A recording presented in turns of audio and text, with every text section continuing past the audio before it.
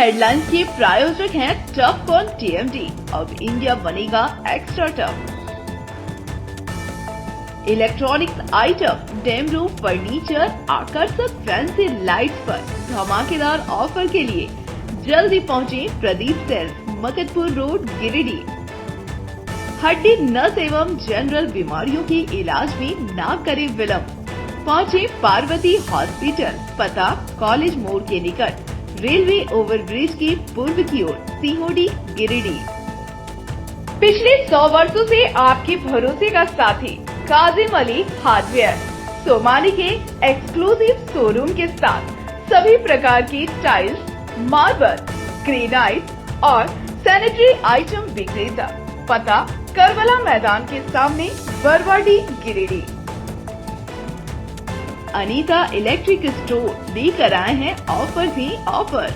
खरीदारी के लिए आज ही पहुंचे, पता बाभन टोली मोड़, गिरिडीह। इस संतान दंपति के लिए वरदान Navdeep nursing home and IVF centre. इसके साथ ही स्त्री एवं नेत्र संबंधित बीमारियों के उपचार का पता बिशनपुर, पचम्बा थाना के निकट, गिरिडीह।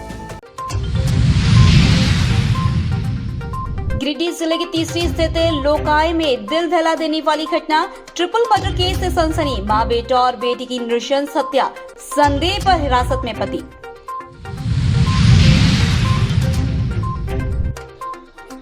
शुरू हुआ लोक आस्था का 4 दिवसीय अनुष्ठान महापर्व छठ। पहले दिन व्रतियों ने किया नहाए खाए, कल होगा खरना अनुष्ठान।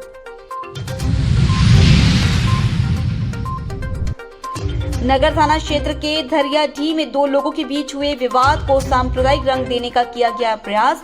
सक्रियता से पुलिस ने शांत किया माहौल, की बैठक।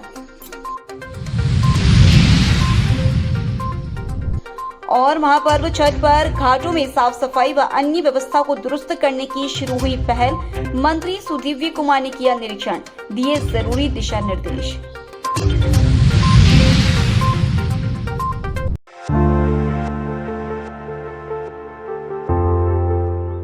गिरिडीह जिले के लोकाय थाना क्षेत्र से हत्या के एक रूह कपा देने वाली घटना सामने आई है, जहां एक मां और उसके बेटे और बेटी की नृशंस हत्या कर दी गई है।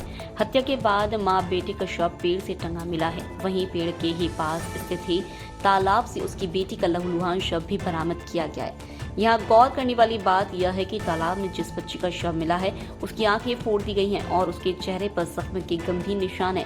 हत्या की सनसनीखेज वारदात तीसरी प्रखंड के लोकाय थाना क्षेत्र अंतर्गत पनियाय गांव का है।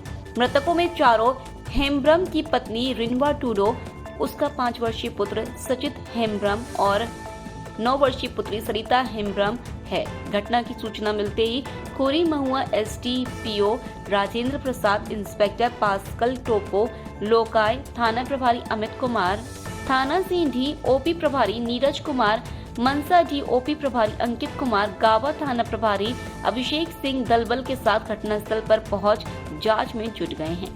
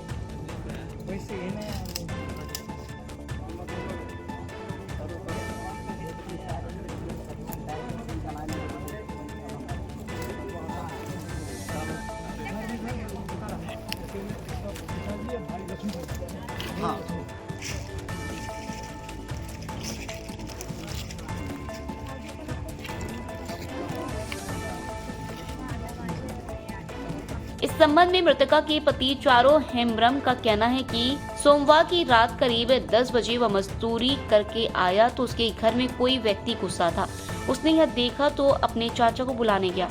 इस बीच उसकी पत्नी और दोनों बच्चे गायब थे। बहुत ढूंढने के बाद नहीं मिलने पर सुबह पता चला कि उसकी पत्नी और पुत्र का लाश पेड़ के पास टंगा है। घटना ऐसा हो गया तो काम करने के लिए हम गए उधर डुबा तरफ। उधर से मेरा भाई भी मिल गया उधर। तो मेरा भाई ने तो बोला दादा तो मेरे को चल पहुंचा दो लक्ष्मी का था, उसको मैंने पहुंचा दिया। तो पहुंचा दिए तो उधर से फिर हम घूर के आए, गाड़ी को साइड में रख दिए बाहर में। तो फिर भी वहाँ से हम पैदल मार लिए, घुसे घर। तो हम गेट को जैसे घुसे ना घर, तो गेट पूरा ठोक ठोक ठोक ठोक ठोक ठोक मार रहे थे। तो उठ नहीं रहा है, बोल नहीं रहा है। तो इतना जोर तो सो गया ये लोग। फिर हम चिल्लाने लगा, तुम लोग आवाज़ नहीं जा रहा क्या हमारा, उठो। तो मान समझ ले 10 मिनट बाद गेट को खोला। तो हम उसको बोले, कौन खोला गेट? मेरा परिवार मेरा परिवार मतलब हम लोग घर में इधर सुनिए ना सर। हाँ। तो गेट खुला तो वहाँ से मेरे को धक्का मार के बाहर निकल रहा था। तो लाइट भी बंद कर दिया, लाइन का बंद कर दिया सोच। तो हम उसको बोले क्यों ऐसे किया। तो मैंने धक्का मार के निकल रहा था ना, तो हम उसको बोले आप लेटरिन जाना है तो जाइए, पेशाब करना है तो जाइए, पहले हमको पूछना था ना। तो घुसे तो इधर बोलते आगे तक 1-2 कदम आगे बढ़े तो लड़का ही मिल गया। लड़का मिल गया, एक लड़का घुसा था हमारा घर में। अच्छा। वो लड़का भी अपना गांव का है। तो घुसा तो उसको हम कलार पकड़ के उसको बोले, तो तुम मेरा घर पे क्या कर रहे थे, क्या है ये नाटक। तो बोल रहा है अभी कुछ नहीं किए थे। क्यों, तो मेरे घर पे क्यों लिए आप आए, क्या काम था, कुछ काम था क्या। उसको बोला नहीं कुछ काम नहीं था, तो क्यों आया। तो हम पकड़े थे, तो इधर उधर दोनों मिल करके मेरे को धक्का मार के साइड कर दिया। लड़का भाग गया। इसको हम इसको पका लिए और इसको बोले आप घर पे रहेंगे, आप कभी इधर उधर मत भागिए। तो मेरा चाचा के पास हम आए, चाचा के पास आए तो चाचा को बताए, चाचा जी ऐसे ऐसे बात है, बोल घर पे है परिवार। तब क्या हुआ आगे? तब उधर से आए तो घर पे देख रहे आदमी तो नहीं है, तो क्या करें। तो इधर उधर मतलब हम खोजने शुरू कर दिए। मतलब घर पे नहीं थे जब वापस लौटे थे, घर पे नहीं थे? तो इधर उधर हम मतलब खोजना शुरू कर दिए, किधर चला गया किधर नहीं चला गया, पूरा हम खोजना शुरू कर दिए। करीब 10 बजे से 2 बजे तक, 2:30 बजे तक हम खोजे, नहीं मिला। तब अंत में हम सोचे क्या करें, अभी किधर जाऊँ। तो कैसे पता चला आपको? मेरा पापा को मैंने बोल दिया था, मेरा पापा लक्ष्मी थाना में रहता है। उसको बोले पापा जी आप उधर ये रहता है जाने का, जाएगा तो नैहर जाएगा तो ये रहता तो जाएगा ना। तो कैसे पता चला ये घटना हुआ? इधर का आदमी बताया हमको। अभी तक हमको कब बताया? भोरे बताया था, सुबह बताया? सुबह बताया। कैसे ऐसा घटना हो गया? हाँ ऐसा घटना हुआ, लेकिन हमको कुछ पता नहीं चला, कुछ पता नहीं चला था। जब ऐसा घटना बोला ना तभी हम आए। वहीं एसडीपीओ राजेंद्र प्रसाद ने कहा कि ये हत्या लग रहा है, अनुसंधान जारी है। डॉग स्क्वाड और फिंगरप्रिंट व टेक्निकल टीम पहुंच रही है। हर एंगल से मामले की जांच की जाएगी। हत्यारा जल्द ही पुलिस की गिरफ्त में होगा।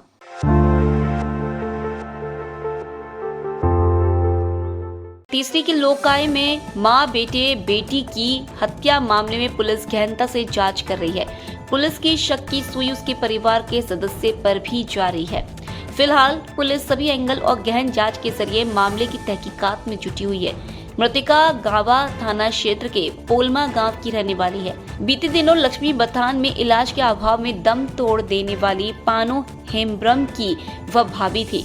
इधर इस नृशंस घटना की जानकारी मिलने पर झारखंड मुक्ति मोर्चा के नेता सह धनवार के पूर्व विधायक निजामुद्दीन अंसारी और माले नेता सह पूर्व विधायक राजकुमार यादव भी मौके पर पहुंचे।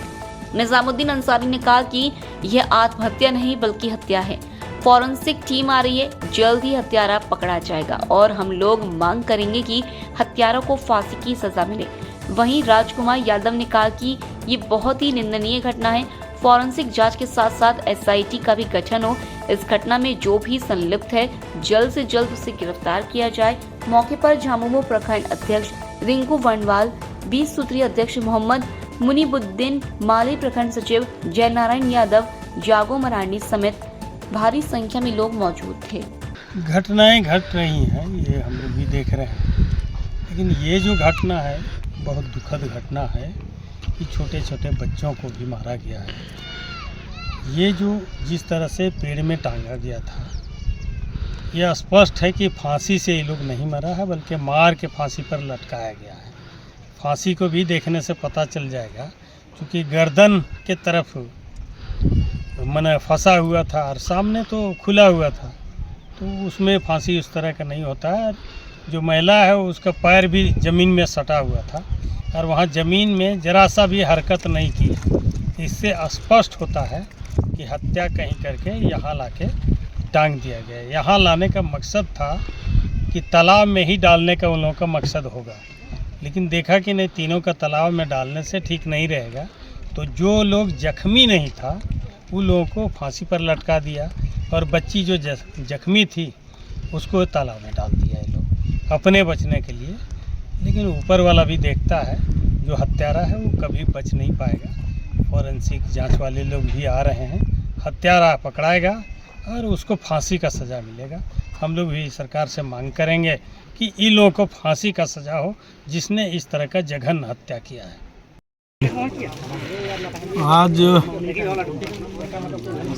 न्याय बरदोनी में जो 3 आदिवासी, 2 बच्चे और 1 महिला की जिस तरह से निशंसपूर्वक हत्या करके और पेड़ में टांग दिया गया और तालाब में भी फेंक दिया गया, ये बहुत ही निर्दयी और निंदनीय घटना है। हम चाहते हैं कि इस जो भी हत्यारे इस घटना में संलिप्त है, उन हत्यारों को अविलंब भेदन करके गिरफ्तार किया जाए और फॉरेंसिक जांच के साथ साथ SIT का भी गठन हो।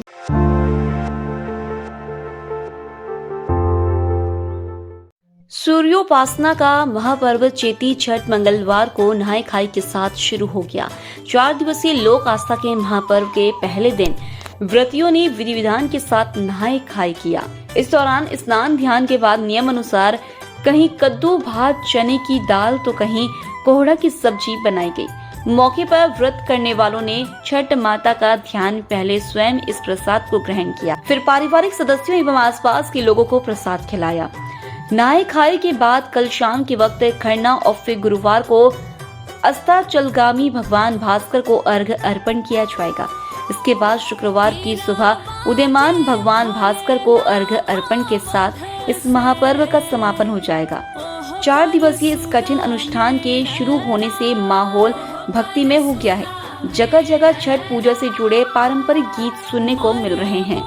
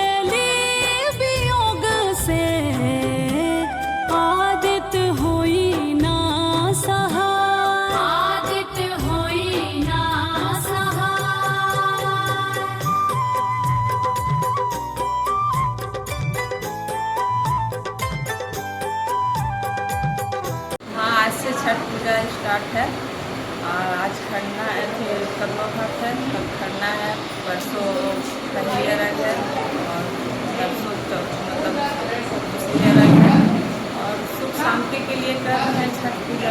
कितने वर्षों से कर रहे हैं आप? 2 साल से कर रहे हैं। 2 वर्षों से। हाँ, छठ पूजा और बहुत अच्छा लगता है करने में।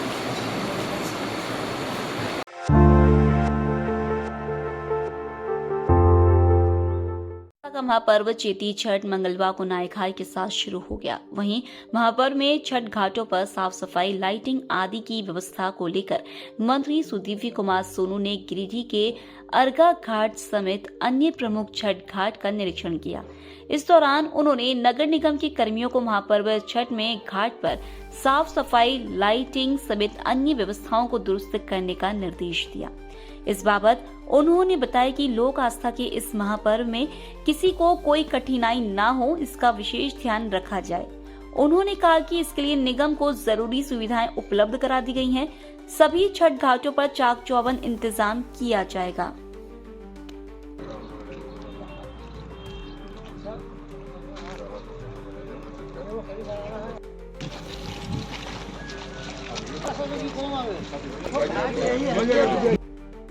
कपड़ा लगा के सीधे घाट में उतार देंगे।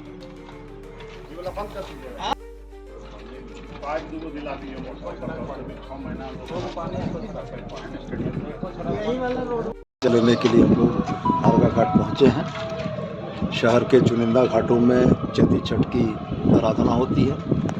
निगम के साथ मिलकर हम लोगों ने साफ़ सफाई से लेकर तमाम चीज़ों के बारे में वृहद चर्चा कर ली है।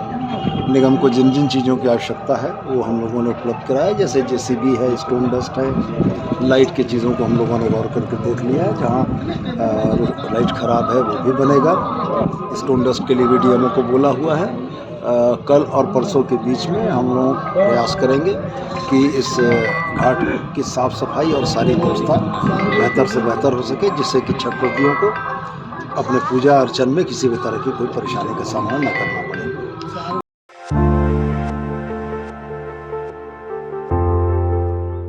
देश भर में नवरात्रि की धूम मची हुई है। 9 दिन भक्त अपने अपने तरीके से मां का व्रत और पूजन कर मां को खुश कर रहे हैं। ऐसे में जमुआ के भंडारों गांव से एक अनोखी तस्वीर सामने आई है, जहां 14 वर्षीय श्रद्धालु सोनी कुमारी लोहे की कील लगे तख्ते पर लेटकर 9 दिनों तक भूखी प्यासी रहकर व्रत रखने का संकल्प लिया है। बता दें कि भंडारों निवासी राजू राणा के 4 बच्चे हैं, जिसमें 14 वर्षीय पुत्री सोनी कुमारी सबसे छोटी है। वह इंटर की छात्रा है और पूजा पाठ में ज्यादा मन लगाती है। वह कील लगे तख्ते पर लेट गई है और अपने शरीर पर कलश रखे हुए है। अब महिला श्रद्धालु को देखने दूर दराज इलाकों के श्रद्धालु भी पहुंच रहे हैं। वहीं मां गीता देवी उसकी देखभाल कर रही है।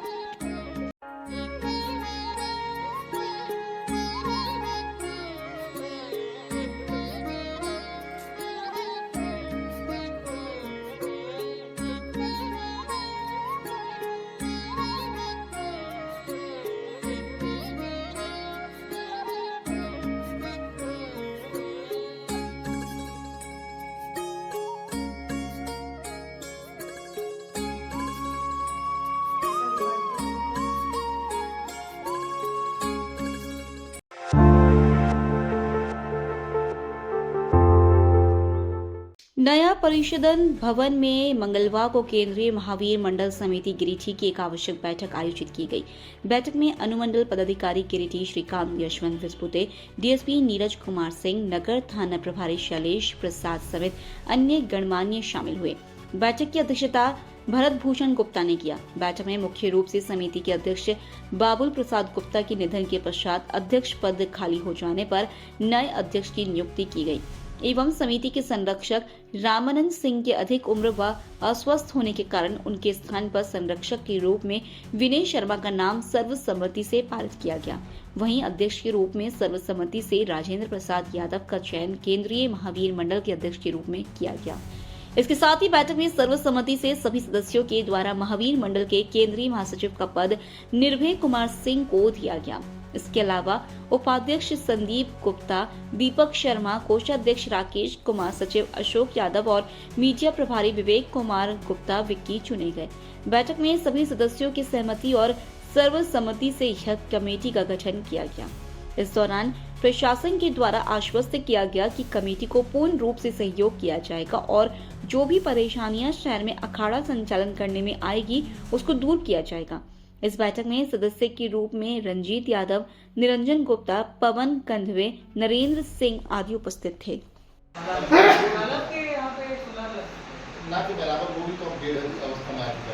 लेकिन जितने भी खंभे हैं सब में मतलब नज़ारा से लगभग 7-8 सालों से कोई लाइट चेंज नहीं हुआ है।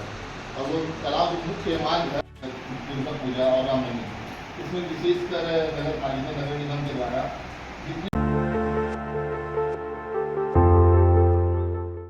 अंतर्राष्ट्रीय हिंदू परिषद राष्ट्रीय बजरंग दल की एक बैठक मंगलवार को मोदी धर्मशाला में आयोजित की गई। बैठक की अध्यक्षता अश्विनी भदानी ने किया, जबकि बैठक में परिषद से जुड़े लोग और गिरिडीह नगर से जुड़े अखाड़ों के पदाधिकारी शामिल हुए। बैठक के दौरान अखाड़ा समितियों को आने वाली कठिनाइयों की जानकारी ली गई। इस दौरान सभी कठिनाइयों को दूर करने की बात कही गई। साथ ही अखाड़ा के निकाले जाने के दौरान बरती जाने वाली सावधानी व अन्य गाइडलाइन से भी सभी को रूबरू कराया गया। बताया गया कि रामनवमी समर्पण और श्रद्धा का पर्व है, ऐसे में शांतिपूर्ण माहौल में यह अच्छे से संपन्न हो, इसको लेकर चर्चा की गई।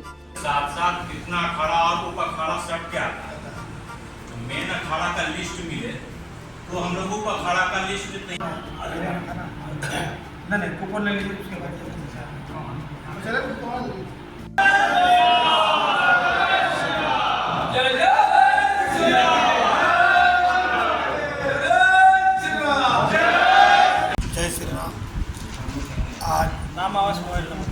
मोदी धर्मशाला में अंतर्राष्ट्रीय हिंदू परिषद राष्ट्रीय बजरंग दल के द्वारा अखाड़ा समिति के साथ बैठक की गई, जिसमें महारामनवमी पूजा धूमधाम से मनाने का जय श्री राम। आज मोदी धर्मशाला में अंतर्राष्ट्रीय हिंदू परिषद का गिरिडीह नगर अखाड़ा समिति का बैठक हुआ।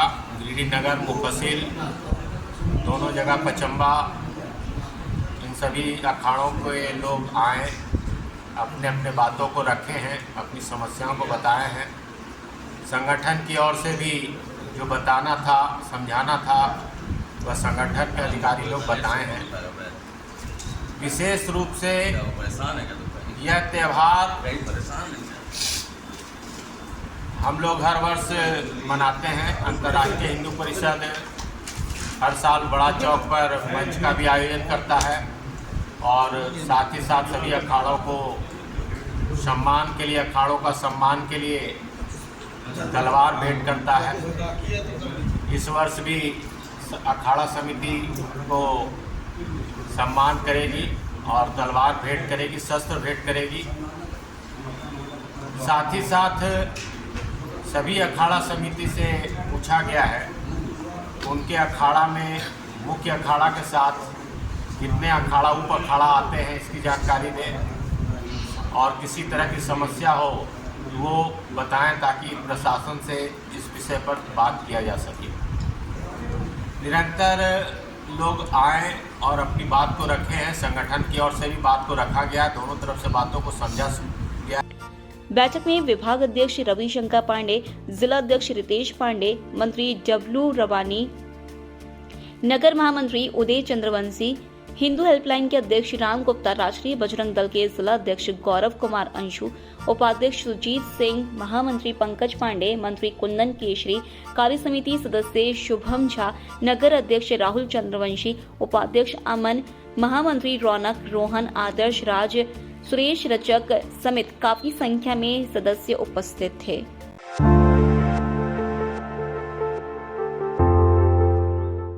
गिरिडीह जिले में होली पर हिंसा के बाद एक बार फिर ईद पर माहौल खराब करने का प्रयास किया गया, मगर पुलिस की सक्रियता ने असामाजिक तत्वों के नापाक मंसूबों पर पानी फेर दिया और तुरंत स्थिति को नियंत्रित कर लिया। मामला नगर थाना क्षेत्र के धरिया ढीका है, जहां सोमवार की रात दो लोगों के बीच हुई लड़ाई को सांप्रदायिक रंग देने का प्रयास किया गया। इस दौरान हालात इस कदर बिगड़ गया कि पथराव होने लगे। वहीं जैसी इसकी भनक पुलिस को लगी, फौरन पुलिस सक्रिय हुई और तुरंत मौके पर अनुमंडल पदाधिकारी श्रीकांत यशवंत विस्पुते, डीएसपी नीरज सिंह, एसडीपीओ जीत मोहन उरांव समेत नगर मुफस्सिल पचम्बा थाना प्रभारी बड़ी संख्या में पुलिस बल के साथ मौके पर पहुंचे और तुरंत ही उपद्रवियों को खदेड़ दिया। इस दौरान पुलिस के द्वारा मौके पर कैंप करते हुए स्थिति पर नजर रखी जा रही है। वहीं इस घटना के बाद मंगलवार को पुलिस प्रशासन के द्वारा डीएसपी नीरज कुमार सिंह की मौजूदगी में दोनों समुदाय के अलावा प्रबुद्धजनों की बैठक हुई। यहां नगर थाना प्रभारी सह इंस्पेक्टर शैलेश प्रसाद, मुफस्सिल थाना प्रभारी सह इंस्पेक्टर श्याम किशोर महतो भी मौजूद रहे। बैठक में विवाद के कारण को समझा गया। यहां बातचीत में प्रशासन को पता चला कि झगड़ा दो युवकों के बीच का था, जिसके बाद माहौल को खराब करने का प्रयास किया गया। दोनों पक्ष के लोगों ने सोमवार की रात हुए मनमुटाव को खत्म करने का भी निर्णय लिया। बैठक के दौरान एक कमेटी का भी गठन किया गया जो मोहल्ले की विवाद का निपटारा करेगी। कहा गया कि जिन लोगों ने भी आपसी विवाद के कारण माहौल को खराब करने का प्रयास किया है, उनके खिलाफ सख्त कार्रवाई होगी। एक और जुट जाए 111 रुपया 10-10 रुपया देंगे, उसका घर में स्वागत हो जाएगा। करना है और उसका उपाय किए हैं। ऐसा मोहल्ला में बना के रखो, यहाँ बहुत सा आदमी गरीब में रखना। जो कमेटी बन रही है बहुत बड़ा मान्यता वाली कमेटी है। हाँ, तो स्थिति सामान्य है ही, रात ही में ही स्थिति सामान्य हुई थी। ये दो गांव के दो लड़कों के बीच का विवाद है, इसको नहीं किया है। हाँ, पूरे गांव वाले लोग पूरी घटना का भर्त्सना कर रहे हैं और आगे भी अब जैसे पूर्ववत रहते आए हैं वैसे रहेंगे, निर्णय किए हैं। धरियाडी में दो लड़के किसी बात को लेकर के आपस में कुछ विवाद किए थे। इस विवाद से कुछ अफवाह या कुछ गलतफहमी फैलने के कारण लोगों के मन में भले तनाव हो गया, लेकिन स्थिति काफी नियंत्रण में है और विवाद का कोई बात ही नहीं है। अभी सब ग्रामवासी बैठ करके बहुत अच्छा निर्णय किए हैं कि जो विवाद किया है उसको दंडित किया जाए। बल्कि यहाँ तक लोगों का निर्णय है कि दोनों को इस तरह का माहौल बिगाड़ने के लिए हम लोग सामाजिक बहिष्कार तक का निर्णय ले सकते हैं। और लोगों ने बैठ करके किया है कि इस तरह का जब भी दो पक्ष या दो व्यक्ति लड़े तो उसको पक्ष का रूप न दिया जाए। और एक कमेटी गठित किया गया है कि किसी तरह का विवाद होने पर पहले उस कमेटी के द्वारा निर्णय लिया जाएगा, लोगों को समझाया जाएगा, दंडित किया जाएगा। अगर बात उससे भी नहीं बनेगी तो प्रशासन का मदद लिया जाएगा। गांव वाले का बहुत अच्छा पहल रहा है, एक कमेटी का गठन हुआ है ताकि आगे भी उस मोहल्ले में किसी तरह का दो व्यक्ति के विवाद से भी तनाव न फैले। अभी सर क्या आगे इस पर अगर कुछ कार्रवाई हो रही है? जिन लोगों ने माहौल खराब करने का प्रयास किया उन्हें जीवित किया? जिन लोगों ने माहौल खराब करने का प्रयास किया है या जिसके आपसी विवाद के चलते विवाद पैदा हुआ है उसको चिन्हित करके कार्रवाई हम लोग कर रहे हैं। कुल मिलाकर सर ये दो लोगों की लड़ाई थी, दो व्यक्ति के रूप, दो गांव के युवा है, दोनों किसी बात पर आपस में विवाद किए और उसी विवाद को लोग अलग अलग ढंग से व्याख्या कर रहे हैं। तो दोनों के ऊपर कोई कार्रवाई हो रही है क्या सर? कानूनी कार्रवाई दोनों लोगों के ऊपर? बिल्कुल, दोनों के विरुद्ध प्राथमिकी दर्ज करने की कार्रवाई कर रहे हैं और दोनों को कड़ी सजा दिलाएंगे।